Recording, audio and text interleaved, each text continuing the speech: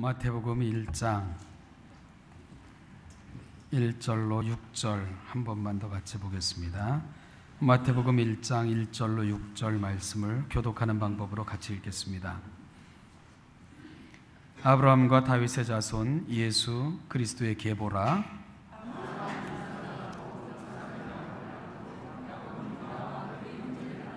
유다는 다말에게서 베레스와 세라를 낳고 베레스는 헤스론을 낳고 헤스론은 람을 낳고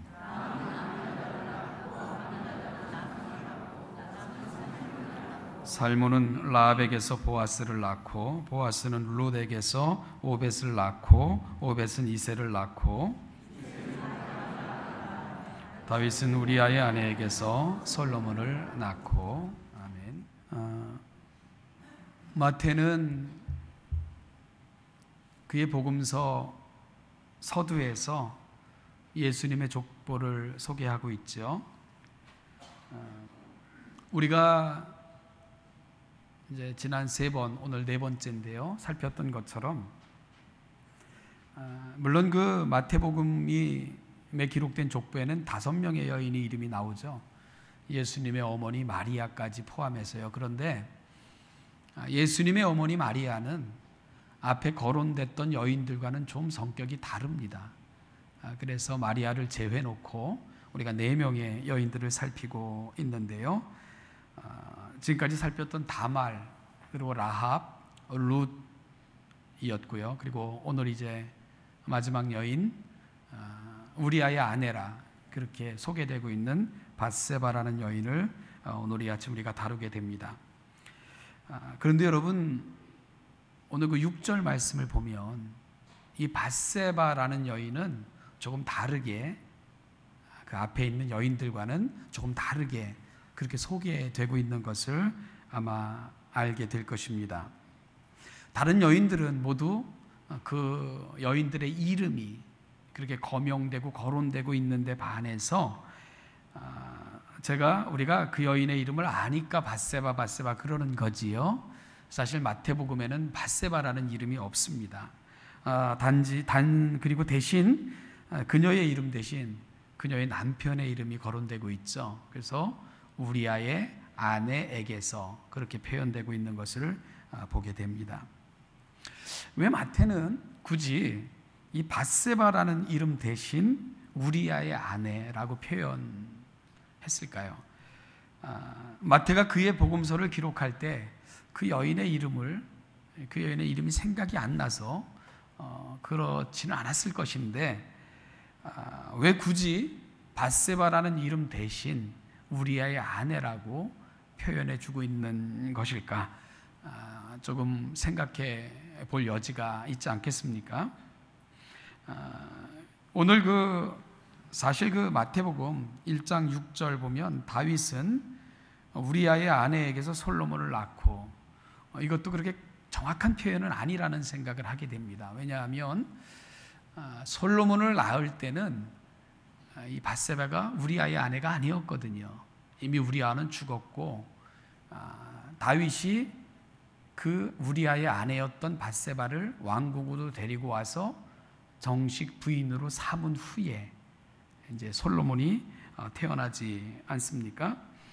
그러니까 이 우리아의 아내였던 밧세바를 취하는 과정이 정당하지 않았다 할지라도 사실은 솔로몬은 우리아의 아내에게서 태어난 것은 아니고 다윗의 아내 된 이 밧세바에게서 태어났다 이렇게 표현하는 것이 맞는데요. 왜 굳이 그 솔로몬의 탄생을 우리아의 아내에게서, 그러니까 여전히 우리아의 아내로 표현하고 있는 걸까? 이 부분도 조금은 좀 우리에게 생각의 여지를 남겨놓고 있다는 그런 생각을 해보게 됩니다. 자, 여러분, 마태는 솔로몬의 어머니 밧세바를 우리아의 아내라 이렇게 표현하고 있어요. 그래서 다윗은 우리아의 아내에게서 솔로몬을 낳았다 이렇게요.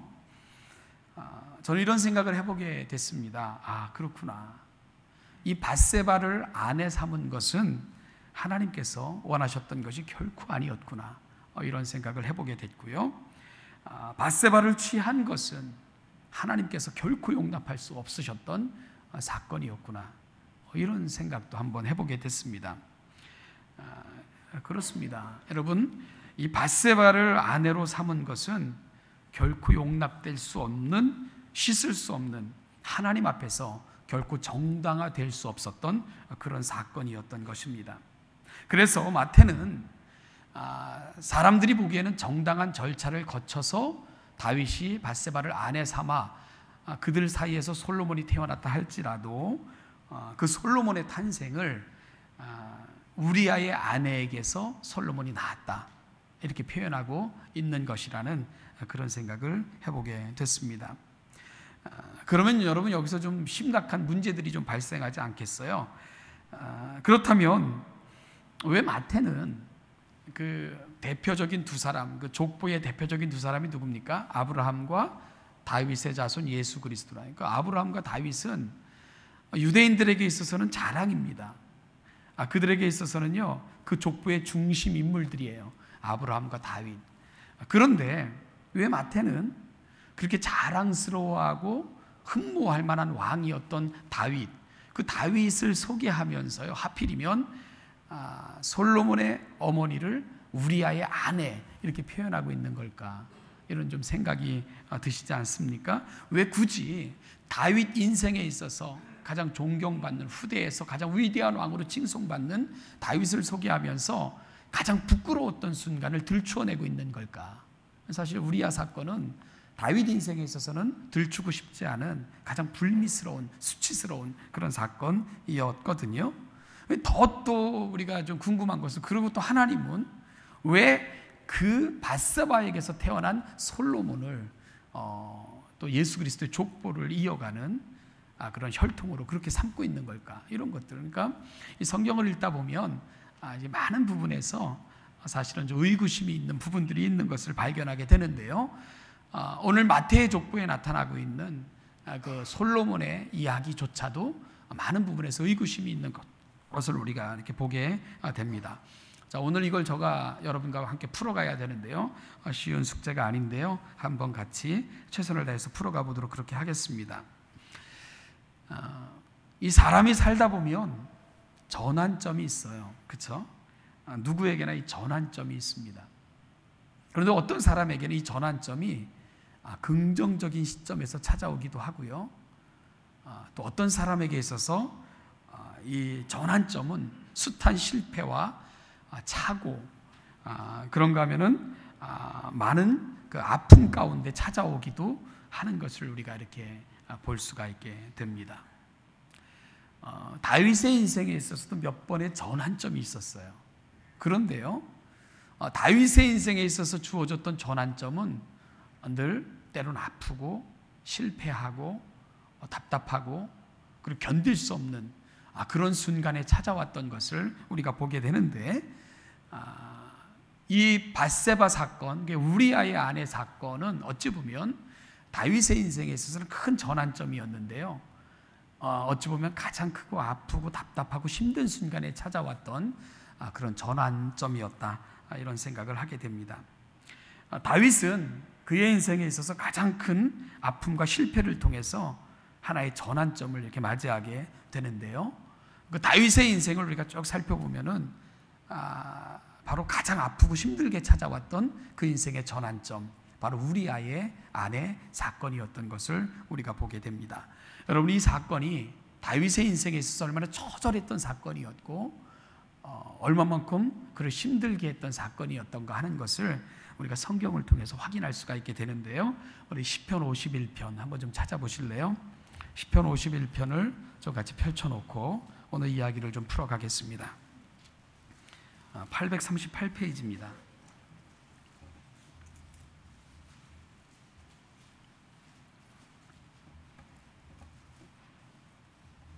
자, 거기 보면 1절 위에 보면 이게 부제가 붙어 있는 게 보이시죠? 그죠? 51편 옆에 한번 그 부분을 한번 같이 읽어보실래요? 가로로 이렇게 들어가 있는 부분 같이 읽어볼까요? 시작. 다윗의 시, 인도자를 따라 부르는 노래, 다윗이 밧세바와 동침한 후 선지자 나단이 그에게 왔을 때. 자, 이게 언제 쓴 시라는 걸 아시겠죠, 그죠? 예. 다윗은 밧세바와 함께 이게 간음의 죄를 그렇게 범하게 됩니다. 그리고 밧세바는 이 일로 인해서 임신을 하게 되죠. 그래서 이제 당황하게 된 두 사람은 이걸 은폐하려는 계획을 세우게 됩니다. 그 당시 그 밧세바의 아내 우리아는 전쟁터에 나가 있었거든요. 그 다윗은 이런저런 이유를 대고 우리아를 소환하게 됩니다. 그리고는 우리아를 위로하고는요, 그 좋은 음식과 함께 우리아를 집으로 그렇게 보내게 됩니다. 그러니까 아내와 동침하라, 그런 뜻이었겠죠. 그러면 나중에 이제 자기로 말미암아 임신된 것이 가리워질 수 있을 거라 이렇게 생각했던 것 같습니다. 그런데 충성스러웠던 군인, 충실한 또 신하였던 우리아는 왕의 호의를 거절을 합니다. 거절했다기보다도 그 호의를 받기가 어려웠죠. 왜냐하면 전쟁터에서 고생하고 있는 상관과 그리고 동료들을 생각하니까 편안한 잠자리, 자기 아내와 함께하는 좋은 음식들, 이런 것들을 받기가 쉽지가 않았습니다. 그래서 우리아는 집으로 가지 않고 왕궁 문 앞에서 왕궁을 지키는 병사들과 함께 그렇게 노숙하면서 하루를 보내게 됩니다. 이 소식이 다윗에게 들려지게 된 거예요. 다윗이 더 당황을 했지요. 그러니까 그 다음 날은 술을 질퍽하게 먹입니다. 그리고 술 기운에 이렇게 집으로 데려가서 또 그 일을 하려고. 근데 우리아는 그 밤도 집으로 돌아가지 않고요, 그냥 왕궁 앞에서 병사들과 잠을 자게 됩니다. 그러니까 다윗의 이 계획이 실패로 돌아가게 된 것입니다. 그러자 다윗은 참 성경에서도 그렇고 이렇게 우리가 역사 속에서도, 그러니까 사람들의 세계에서도 참 찾아보기 힘든 아주 악랄하고 치사한 방법을 쓰는데,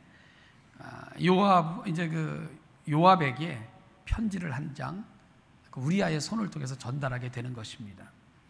근데 그 편지 내용이 뭐였냐 하면, 우리아가 도착하거든 우연을 가장해서 반드시 죽여라. 전쟁터에서요, 우리아를 혼자 냅두고 나머지가 후퇴하는 방법을 써서 우리아를 죽이는 이런 악랄한 아주 치사한 방법을 자기 장수에게 다윗이 쓰고 있는 것이죠. 요압은 왕의 명령을 또 충실하게 감당을 했고요. 그래서 결국은 우리아는 전쟁터에서 죽고 맙니다. 아주 충성스러운 신하, 용맹한 장수를 자기 죄를 가리고 싶어서 그 한 가지 이유 때문에 그렇게 비참하게 죽이고 있는 것입니다. 인간이 참 악해요, 그죠? 결국은 다윗의 뜻대로 됐죠. 우리아는 전쟁터에서 적군의 화살을 맞고는 아주 비참하게 그렇게 죽고 말았습니다.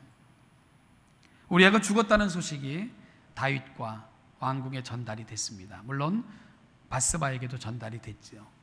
밧세바는 이 일로 인해 크게 슬퍼했고요. 이 우리아의 아내, 이 밧세바는 우리아의 장례식을 치르게 됩니다. 그러자 다윗은 장례식이 끝나자마자 사람을 보내서 밧세바를 왕궁으로 그렇게 데려오게 되는 것이죠.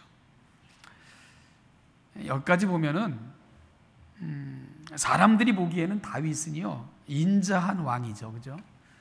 자기 장수가 죽으니까 남은 가족을 돌보는 이런 인자한 모습으로 비춰졌을 것입니다. 홀로 남겨진 과부가 된 밧세바를 위로하고 왕궁으로 데려다가 또 격려하는 이런 모습을 다윗이 그렇게 이제 사람들에게 비춰졌을 거라, 그런 이야기입니다. 그리고요, 다윗은 그 밧세바를 절차를 거쳐서 정식 부인으로 그렇게 맞이하게 됩니다. 그리고 둘 사이에는 또 아기가 태어나게 됐죠. 그 이전에 이미 임신됐었으니까. 그렇게 이제 사건이 진행이 된 거예요. 여러분, 마치 그 완벽한 작전이 마저 떨어지는 것 같지 않습니까? 다윗의 생각대로 의도대로 다 된 것 같은 느낌이 드는 거예요. 그리고 그 사건은 그렇게 묻혀질 것 같았습니다. 왜냐하면 우리아의 일을 아는 사람들은 별로 없었기 때문입니다. 자세히 아는 사람도 없었고, 그렇게 사건은 흘러 덮어 넘어갈 것 같았습니다. 왜냐하면 다윗은 왕이었거든요. 정말 굉장한 권력을 휘두를 수 있는 위치였거든요. 아무도 이 일에 대해서 알아도 말 못했을 것이고, 그리고 또한 아는 사람도 없이 이 사건은 그렇게 덮어질 것 같았습니다. 그런데요, 성경은 그 사건 후에 이 한마디를 덧붙이고 있습니다. 사무엘하 11장 27절 말씀을 보니까 그 장례를 마침에 다윗이 사람을 보내 그를 왕궁으로 데려오니 그가 그의 아내가 되어 그에게 아들을 낳으니라. 이렇게 갈 것 같아요. 이렇게 끝날 것 같습니다. 그런데요, 한마디가 덧붙여지고 있다, 이런 얘기입니다. 다윗이 행한 그 일이 여호와 보시기에 악하였더라, 그거예요. 다윗이 행한 그 일이 여호와 보시기에 악하였더라, 이 말을 성경 저자는 덧붙이고 있는 것을 보게 됩니다. 다윗은 완벽한 계획을 세워요. 완전 범죄를 꿈꿉니다. 몇몇 사람들의 입만 막으면 될 것이라고 생각을 했습니다. 그러나요, 다윗이 결정적으로 실수한 것 한 가지가 있는 거죠. 그가 계산에 넣지 않은 것 한 가지가 있는 것입니다. 그게 뭡니까? 사람은 속일 수 있어요. 그리고 사람은 이렇게 저렇게 이해 타산에 얽혀서 넘어갈 수 있습니다. 그러나 그리스도인들에게 있어서는 그게 다가 아니라는 거예요. 그리스도인들은 그렇게 사는 사람들이 아니라는 것입니다. 그리스도인들은 한 가지를 더 첨가해야 된다는 것입니다. 우리의 계산 속에는 반드시 하나가 더 포함되어야 됩니다. 뭐죠? 하나님이 어떻게 보시는가, 그겁니다. 하나님이 어떻게 보시는가. 다윗의 인생이 아름다울 때는요, 그의 계산 속에 늘 하나님이 중심에 계셨습니다. 그런데 다윗의 인생이 늘 밑바닥으로 곤두박질 칠 때는 언제나 이 계산이 빠져버렸어요. 하나님, 그분이 그의 계산 속에서는 늘 빠져버리는 것을 우리가 언제나 동일하게 보게 됩니다. 여러분, 이것이 밧세바 사건에서 다윗이 저질렀던 가장 큰 실수였던 것을 우리가 알게 됩니다. 가장 큰 오류였던 거죠. 바로 하나님을 그의 인생의 계획에서 뺀 것입니다. 자기의 생각에서 뺀 것입니다. 오늘 다윗의 이야기를 우리가 함께 나누면서 우리가 한번 좀 돌아봤으면 좋겠습니다. 여러분, 저와 여러분들의 한 해는 어땠는가요? 우리들은 지난 1년 동안 매 순간마다, 계획마다, 실행되는 사건마다 늘 하나님을 중심에 놓고 계산을 했는지, 그 하나님을 중심으로 놓고 그렇게 계획했고 실행했는지 한번 좀 조용히 묻고 싶은 이유가 바로 그것입니다. 늘 그분 앞에서 나를 살피고 내 은밀한 것까지 보시는 그분 앞에서 살기 위해서 우리가 한 해 동안도 노력해 왔는가? 2012년도 이 마지막 주일 오늘 이 예배를 하면서 특별히 다윗의 이야기를 나누면서 우리가 좀 겸허하게, 아주 겸허하게 좀 우리 자신에게 묻고 또 물어봤으면 좋겠습니다. 그렇게 2012년 마지막 주일 예배, 이 질문을 통해 우리 자신을 좀 겸허하게 살피면서 한 해를 마무리했으면 좋겠다, 이런 생각을 하게 됩니다. 성경의 저자는 그 일이 여호와 보시기에 악하였더라, 이렇게 거론을 하고는요, 곧이어서 하나님의 사람 나단이 다윗을 찾아간 이야기를 들려주고 있습니다. 나단은 이 밧세바 사건 후에 하나님의 메시지를 가지고는 다윗을 찾아가게 됩니다. 그래서 시편 51편이 어떻게 부제가 붙어 있다고요?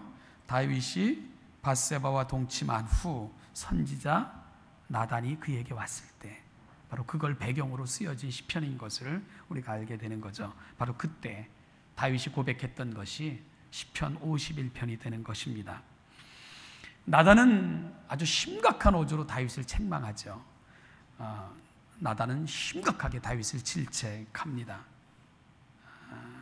나단이 왔을 때 숨겨질 것 같았고요, 그리고 묻혀질 것 같았던 사건, 그것이 다시 들추어지고 있는 것입니다.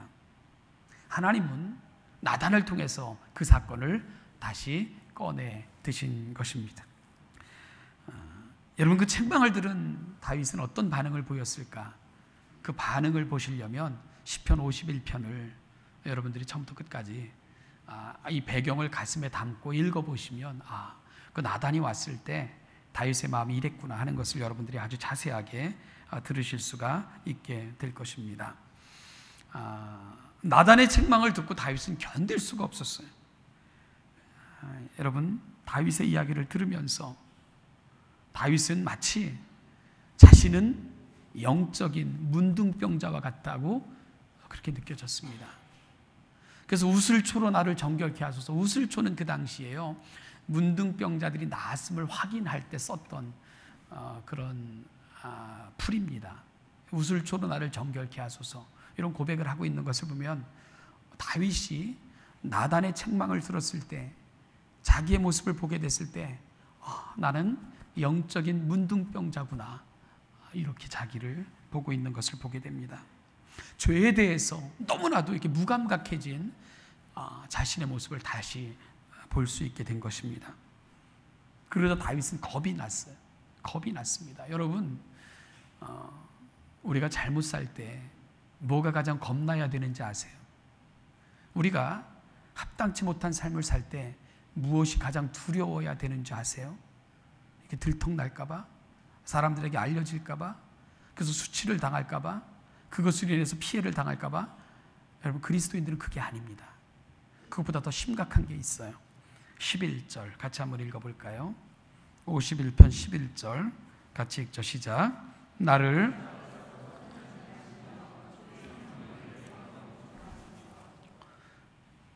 여러분, 뭐가 다윗을 가장 아프게 하는 거죠? 뭐가 가장 힘들게 하고 있습니까? 주님이 나를 모른다 하시면, 주님이 나를 쫓아내시면, 주님이 내게서 성령을 거두시면, 여러분, 이게 겁난 거예요. 이게 두려웠던 것입니다.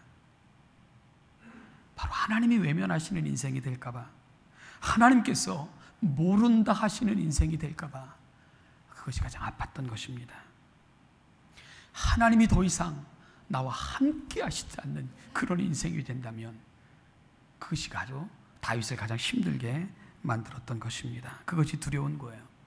그것이 가장 힘들었던 것입니다. 그것이 그를 견딜 수 없도록 그렇게 만들고 있는 것입니다. 다윗의 기도는 그래서 간절했어요. 하나님, 나를 회복시켜 주십시오. 하나님, 나를 용서해 주십시오. 하나님, 나를 긍휼히 여겨 주십시오. 하나님, 그 자비를 내게서 거두지 마시옵소서. 하나님, 나를 내버려 두시지 마십시오. 그 간절한 기도가 그래서 하나님 앞에 드려지고 있는 것입니다. 울고 또 울면서 그 죄를 가지고 하나님 앞에 나아가는 모습을 우리는 시편 51편을 통해서 보게 되는 것입니다. 여러분, 이것이 밧세바 사건으로 인하여 되어진 일입니다. 결국요, 이 밧세바와 다윗 사이에서 태어난 아이는 병들어 앓다가 죽고 말아요. 그 아이가 아플 적에 다윗은 정말 간절히 기도했습니다. 2래 동안을 먹지도 않고 마시지도 않고 잠도 안 자면서 그렇게 하나님 앞에 부르짖어 기도를 했습니다. 신하들이 이 다윗을 걱정할 정도로 다윗은 심각한 지경으로 자신을 몰아갔죠. 그런데 다윗의 기도에도 불구하고 아이는 죽고 맙니다.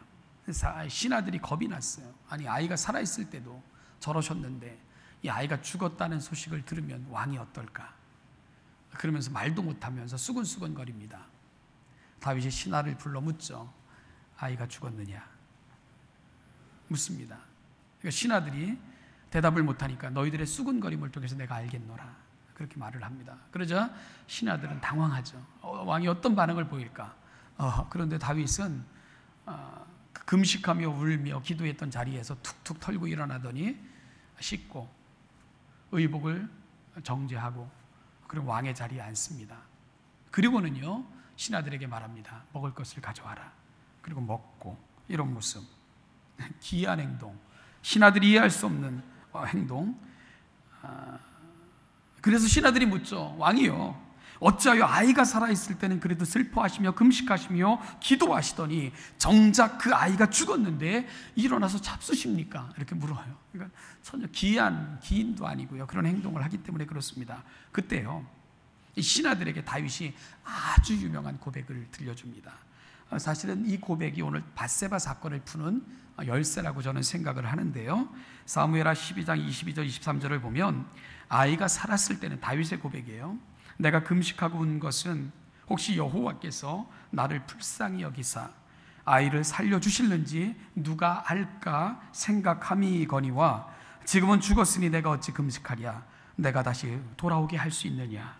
나는 그에게로 가려니와 그는 내게로 돌아오지 아니하리라. 이런 고백을 들려줍니다. 여러분, 결국 다윗의 기도는 아이 때문이 아니었던 거예요. 자기 자신에 대한 거였습니다. 자기 자신에 대한 것. 사람이 살고 죽는 것은 사실 우리의 힘 가지고 되는 것 아닙니다. 그건 하나님의 뜻이 그곳에 있을 때만 우리가 살기도 하고 또 때가 되면 떠나기도 하는 것입니다. 여러분, 어떤 사람이 죽어갈 때 내가 기도했더니 하나님이 내게 신유의 은사를 주셔서 그를 살리게 하셨다. 착각입니다. 나는요, 내가 아무리 능력 있고 신비한 힘을 하나님으로부터 받았어도 나는 사람을 살고 죽게 할 능력 없어요. 하나님께서 인생에게 베푸시는 은혜이고 긍휼일 뿐입니다. 우리는 그렇게 살다가 주님 부르시면 가는 것뿐입니다. 다윗은 그걸 고백하면서 단지 내가 그 아이가 살았을 때에 울며 금식하며 기도했던 것은 혹시 하나님이 나를 용서하실까 그 사실을 알고 싶었기 때문이라고 고백하고 있는 것입니다.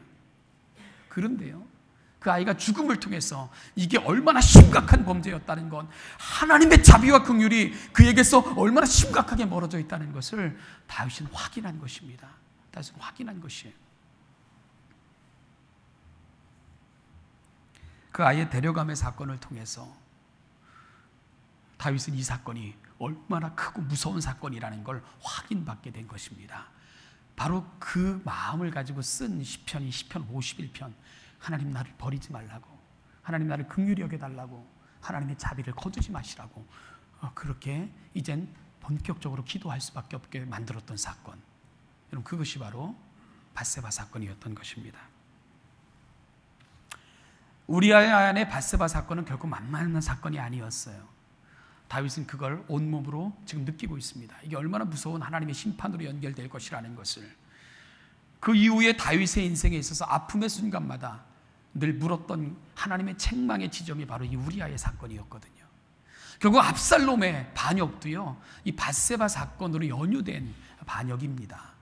바로 압살롬 편에 섰던 사람들, 바로 우리아와 관계된 사람들이 다윗을 반역했고요. 그 이후에도 끊임없이 그 집안에 일어났던 사건들은 이 우리아의 사건, 이 밧세바의 사건이었던 것을 성경은 끊임없이 우리에게 확인시켜 주고 있는 것이죠.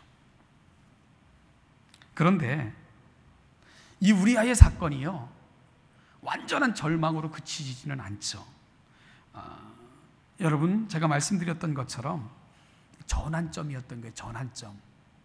다윗의 삶을 바꾼, 다윗의 인생을 바꿨던 그런 전환점, 이것이 바로 밧세바 사건이었습니다. 사실 밧세바 사건 당시에 다윗은 인생의 가장 밑바닥이었습니다. 그런 모든 것이 주어졌고 가능했고 모든 것을 자기의 힘으로 살 수 있다고 생각했던 시점이 바로 그 밧세바 사건의 시점이었습니다. 그 모든 것을 누렸던 왕이었습니다. 그런데요, 이 밧세바 사건을 통해서 다윗은 처절하게 뭉개진 영적 문둥병자와 같은 정말 심각하게 오염된 자신을 발견했던 것입니다. 그리고 나서 시편 51편에서 다윗은 하나님 앞에 이런 고백을 토해낼 수밖에 없었는데요. 하나님께서 구하시는 제사는 상한 심령이라. 하나님이여, 상하고 통회하는 마음을 주께서 멸시하지 아니하시리로다. 내가 살아가는 유일한 이유가 은혜구나. 하나님의 은총이 아니고서는 정말 한순간도 살 수 없는 존재가 바로 나구나. 정말 하나님이 원하시는 제사는 온갖 화려함과 온갖 것으로 치장하여 수천 수만의 제물을 드리는 것, 그거 하나님 기뻐하시는 것이 아니라 하나님이 정말 만나고 싶어하는 것은 나구나. 내 상한 심령, 상한 제사, 바로 나를 하나님은 만나고 싶어 하시는구나. 여러분, 이 자리로 돌아갈 수 있도록 만들어줬던 사건, 그게 바로 밧세바 사건이었던 것입니다. 그게 바로 밧세바 사건이었던 것입니다.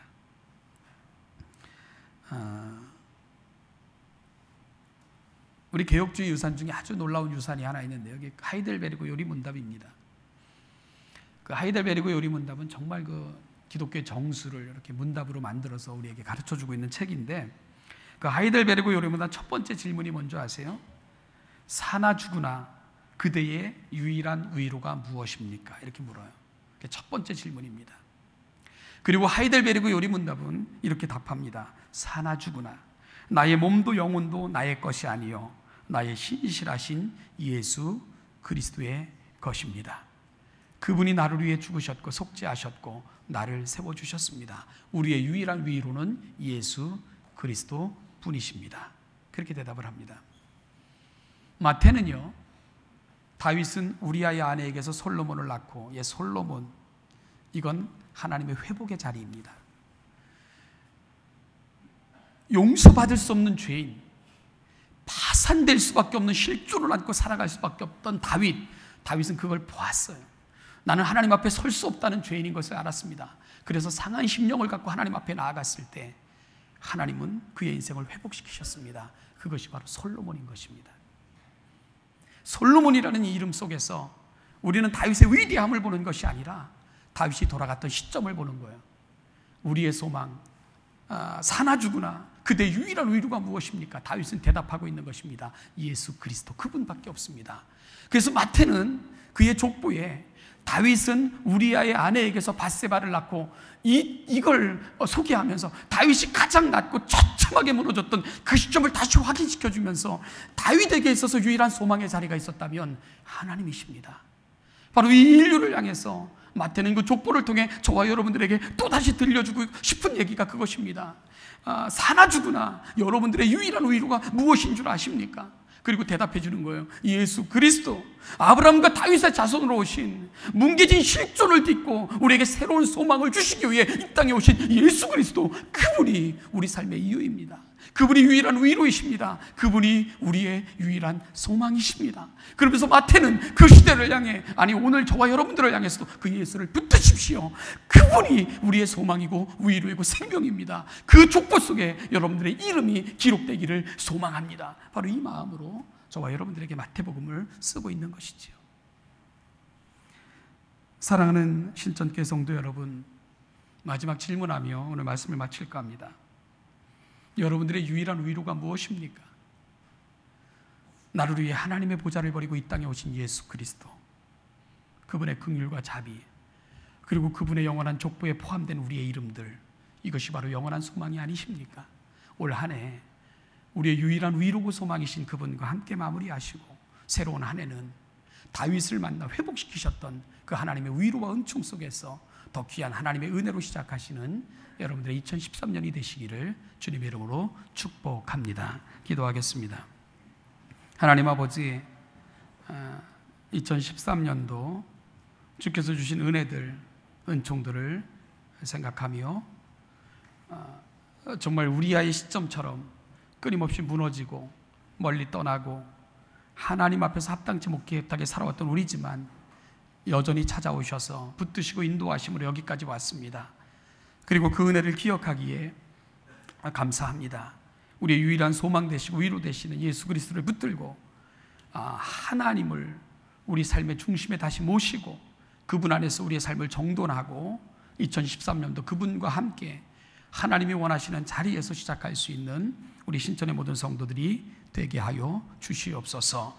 예수님의 거룩하신 이름으로 감사하며 기도하옵나이다. 아멘. 우리의 유일한 소망과 위로가 되시는 우리 주 예수 그리스도의 은혜와 그 아들 안에서 우리를 향한 사랑과 또 우리를 향한 약속과 언약을 완성하시고 성취하셨던 우리 하나님 아버지의 무한하신 은총과 오늘도 그 은혜가 우리의 은혜 되게 하시고자 지난 2012년 한 해 동안도 그리고 우리의 남은 날들도 그렇게 인도하시고 교통하고 충만케 하실 성령님의 은혜가 한 해를 바라보며 또 다른 한 해를 기대하며 우리의 남은 생애도 그렇게 하나님 안에서 점검되고 확정되고 은혜 가운데 살기를 소망하며 이 자리에 있는 우리 사랑하는 신천교회 모든 성도들과 그 사랑하는 가정과 자녀와 그들의 직장과 소망 위에 이제부터 영원까지 그 영원까지 함께 하시기를 축원하옵나이다. 아멘.